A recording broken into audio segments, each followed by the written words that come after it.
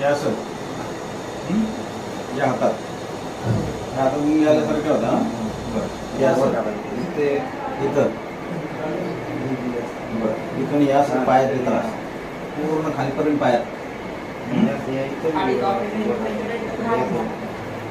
हे असं इकडं इकडे डोळ्याला काही त्रास डोळे दाखवत कसा लागतो नाही म्हणजे असं दुखायला लागलं जास्त दुखायला लागलं तर डोळा पण जातो.